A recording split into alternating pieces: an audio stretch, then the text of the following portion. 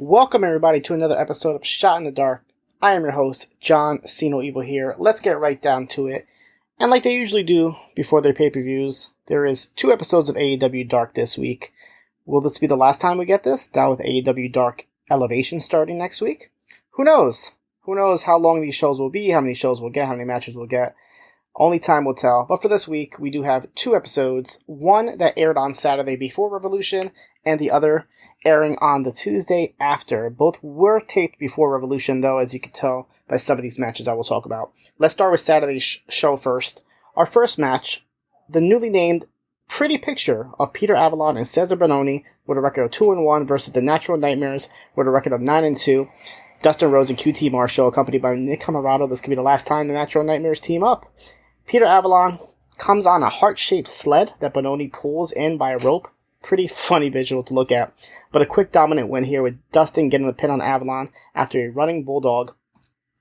Batch number 2, JD Drake with a record of 0-2 versus Chuck Taylor with a record of 29-18. Is that real? Accompanied by Orange Cassidy. Chuck Taylor does win with the brutal-looking awful waffle on the 300-pound Drake, who was sitting on the top rope. This is really crazy to look at, the strength. After the match, Penelope Ford comes out and distracts Orange Cassidy, who gets attacked by Kip Sapien, and then Miro comes out and takes out Chuck Taylor. Miro cuts a promo saying he should be champion by now, but instead he gets Chuck Taylor and he's wasting his time. Match number 3, Penta El Zero M with a record of 23-14 versus Azrael making his debut. Azrael's been wrestling for about 18 years. He's best known for his time in CCW, JAPW, and Ring of Honor, where he wrestled as Angel Dust. Azrael was able to hang in there, but Penta does ultimately take him out after snapping Azrael's arm back. We get a promo from Big Swole. Haven't seen her for a while. She hasn't wrestled since January. She says that people have said that she's underutilized, but she says that she's undervalued, and says even though she became the number 1 contenders, they go ahead and smack her in the face with this tournament eliminator that they came up with. She says whoever wins that after Revolution, the winner is in debt, and payment is due, and her price is gold. Match number 4, Lance Archer with a record of 17-5 versus John Skyler with a record of 0-1. Skyler gets a little offense here, but Archer easily wins with the blackout. After the match, Jake Roberts cuts a promo about the Face of the Revolution ladder match, including, that's what she said joke. Archer then says that the TNT title was always supposed to be his, and he will take out everybody, especially Cody Rhodes. Match number 5, Brian Cage and Ricky Starks of Team Taz with a record of 2-1, accompanied by Hook, take on Angel Fashion and Fuego del Sol. Brian Cage destroys and pins Fashion after the drill claw. Match number 6, Jack Evans with a record of 0-1 versus Jake St. Patrick with a record of 0-3. No Angelico here. I know he's been kind of missing in action recently, but Jack Evans does get a rare singles win here with the 630 senton. We get a music video from The Acclaimed, pretty much all about the ladder match, saying ladder match, ladder match. They're making fun of Cody Rhodes, Penta, and all the participants having this guy kind of dressed up as all the people in the match. Pretty good. Match number 7, Austin Gunn and Colton Gunn of the Gun Club with a record of 1-0 versus D3 and Badu. Colton Gunn gets the pin on D3 after they hit the 310 to Yuma. Match number 8, Tisha Price with a record of 0-3 versus Thunder Rosa with a record of 9-4. Easy win here by Thunder Rosa, winning with the Thunder Driver. Match number 9, Bear Country with a record of 3-0 versus Cameron Stewart and Ryzen. This is Stewart's second match in AEW. His first one was way back in September of 2020. Bear Bronson gets the pin on both his opponents after hitting the big splash. After the match, the Bunny comes out to distract Bear Country, who get attacked by behind by the Butcher and the Blade with the chairs. The Bears. Match number 10, 5 and 10 of the Dark Order with a record of 1-3 versus LeBron, Cozone, and Very Morales. This is Cozone's AEW debut, but he's been wrestling for about 9 years in the Indies. 10, Preston Vance gets the pin on Cozone after a lariat to the back of the head. Match number 11, Ty Conti with a record of 5-2, accompanied by -1 versus Layla Gray. Layla Gray, she's out of Queens, New York, making her AEW debut, but she's a student of Gangrel's Wrestling Academy. She's a model / singer / actress. She's been in a couple of music videos, including 24/7 champion Bad Bunny. Ty Conti, though, gets the win after the Hammerlock DDT, and during this match in the last one with 5 and 10, -1 shows that he does a pretty sick kip-up. And our main event for Saturday, Chaos Project with a record of 7-9 versus Matt Sydal and Mike Sydal with a record of 0-3. Matt does get the pin on Serpentico after him and his brother hit a double lightning spiral, which is like a Russian leg sweep, for the first tag team win in AEW. Now on to AEW Dark Tuesday. This is actually funny because it was taped the same time as the Saturday show, because they even make a joke in the beginning saying that they're wearing the same clothes, and Taz says, yeah, they couldn't get their clothes cleaned in time. Our first match, Powerhouse Hobbs with a record of 3-0, accompanied by Hook versus Angel Fashion with a record of 0-1. Quick and easy win by Hobbs with the power slam he calls the town business. Match number 2, Azrael and Danny Limelight versus SCU with a record of 5-0. They are actually ranked number 2 in the tag team division, so it should be only a matter of time till they get a tag team title match, which I would think would end this storyline with them breaking up. Who knows? But Christopher Daniels does get the pin here on Azrael after the celebrity rehab. Match number 3, Aaron Solo, Brick Aldridge, and Dean Alexander versus the Pretty Picture of Peter Avalon and Cesar Bononi with Ryan Nemeth. So Nemeth isn't officially part of the Pretty Picture, but the way they were posing throughout this match, I'm pretty sure he is pretty enough to join. Aldridge and Alexander are making their debuts. They come out wearing Nightmare Family jackets along with Solo, so I guess these are more members to the Nightmare Family. Ryan Nemeth does get the pin on Alexander after hitting a rude awakening. Match number 4, Lee Johnson with a record of 1-0 versus Baron Black with a record of 0-3. A longer match compared to everything else on this show. Johnson does win with the Blue Thunder Bomb. There was no QT Marshall, by the way. Match number 5, Dark Order's Colt Cabana, Evil Uno, Stu Grayson, and Alex Reynolds versus Aaron Fry, D3, John Cruz, and Very Morales. Cabana gets the win on Cruz after a deadly-looking Chicago skyline. Match number 6, the Varsity Blondes with a record of 1-1 versus Cameron Stewart and Ryzen with a record of 0-1. Taz and Excalibur go into this whole thing about how the Varsity Blondes spell their name wrong, because on the back of their tights they're leaving the E off the Blondes. I always thought it had an E in Blondes, but I guess it could be spelled both ways. Griff Garrison does get the pin on Stewart after a hard forearm. Match number 7, Diamante with a record of 4-2, no Ivelisse with her, versus Savannah Thorne making her debut. Thorne is making her wrestling debut, but you pretty much probably have seen her in AEW. She was part of the MJF's campaign a while back as the blonde lady who was always kind of smiling in the background no matter what. Diamante does win easily here with the code red. Match number 8, Fuego del Sol with a record of 0-4 versus QT Marshall with a record of 4-0, accompanied by Nick Camarado. This was taped obviously before he walked out on the Nightmare Family Revolution.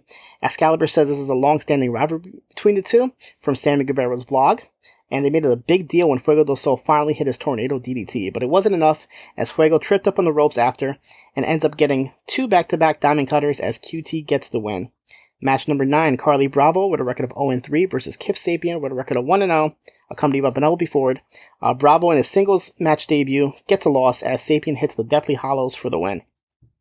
Match number 10, Abaddon with a record of 8-2 versus Catalina Perez with a record of 0-1. Another easy win here by Abaddon, winning with the Cemetery Drive. And we go into our AEW Dark main event. Ortiz and Santana with a record of 16-9 versus Sonny Kiss and Joey Janela with a record of 9-8. Interesting, Ortiz and Santana come out to their Inner Circle theme instead of their Proud and Powerful one. Just kind of odd. Pretty good tag team match here, longest match in the show. Ortiz and Santana do get the win after Santana hits a Death Valley driver on Sonny Kiss for the pin. We now go into NXT UK, where we start off with Ilja Dragunov versus Sam Gradwell. Halfway throughout the match, Gradwell says to Dragunov that he let his family down, and Dragunov sort of does the thing where he snaps into a madman, and then he kind of resorts back to his call himself. Dragunov is able to initially win the match with elbows, causing the referee to stop it, but then continues to do them, ignoring the referee, who goes to reverse his decision, making Gradwell the winner by disqualification.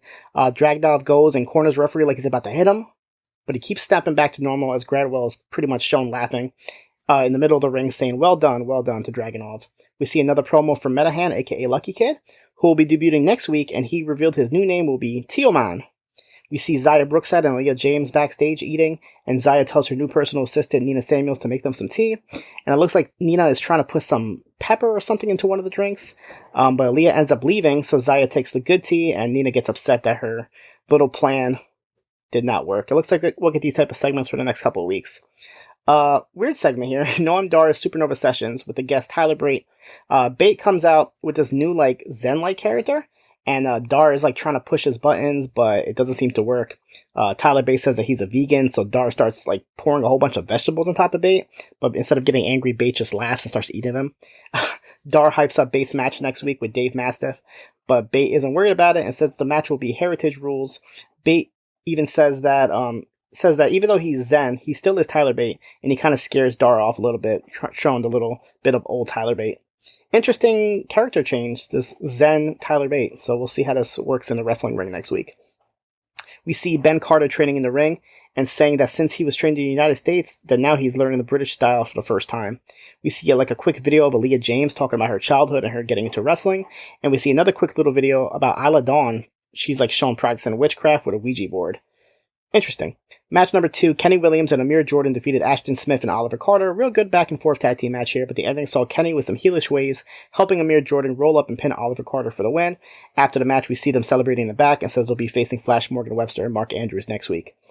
And our main event, the long-awaited NXT UK Women's Championship match of Kaylee Ray versus Meiko Satomura. Kaylee Ray wins, surprisingly, after hitting 2 gory bombs. A great match here. Definitely recommend you guys check this out. One point during the match, we actually see Aoife Valkyrie kind of watching on the match on one of the screens. But like I said, this is the match of the week. I recommend it. I'm a bit surprised that Kaylee Ray won here, but it certainly has elevated her a bit more. And I'm interested in what they'll do with her next and the NXT UK title, especially with WrestleMania season coming along and people like Sasha Banks suggesting that she wants to fight for it. So we'll see where they go with this. On 205 Live, we see Arya Daivari and Tony Nese defeated August Gray and Jake Atlas.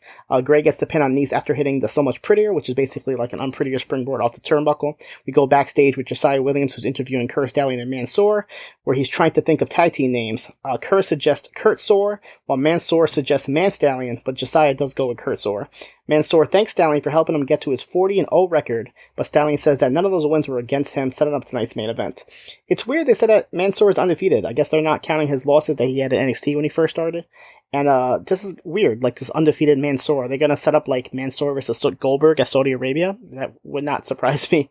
We see the Bollywood Boys backstage with a promo saying that they thought they were a team with Everrise, and they should have called them when they went to NXT. Instead, they got beat up by Legado del Fantasma, pretty much saying that they deserved it for not calling them. In our main event, Mansoor defeated Kurt Stallion. This is a rematch from the last Evolve show that I went to in New York, and Mansoor keeps his undefeated streak going on, winning with a springboard neckbreaker, and after the match, they showed a sign of respect and shook their hands. On New Japan Pro Wrestling Strong, the Road to Strong Style Evolve, Alex Coughlin and Carl Fredericks defeated Clark Connors and Kevin Knight. Coughlin making a New Japan Strong debut, and Fredericks returning from his injury, his first match back since December of 2020. Fredericks gets the pin on Knight after a spike DDT, and then we get a pair of New Japan Cup USA 2021 qualifying matches, with Tom Lawlor defeating the DKC, Lawler's first match since December, and Lio Rush defeated Rocky Romero with a roll-up. On Ring of Honor, Dalton Castle defeated Josh Woods in a Pure Rules match. After the match, Silas Young returned and offered Woods that they reform a tag team again. And in the main event, for the Ring of Honor World Title #1 Contenders match, Jay Lethal defeated EC3, Jay Briscoe, and Matt Taven.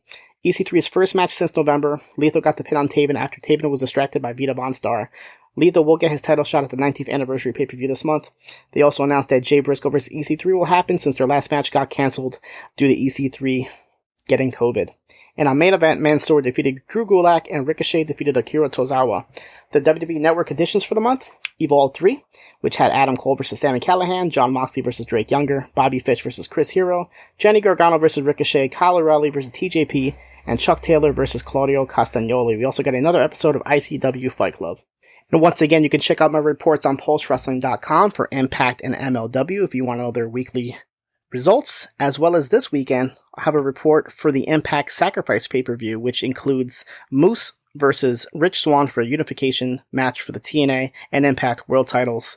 And you can also catch me next week on both Rewind Away with John and Way, talking about Evolve #1, and with Braden Harrington and Davey Portman talking about Leprechaun for St. Patrick's Day.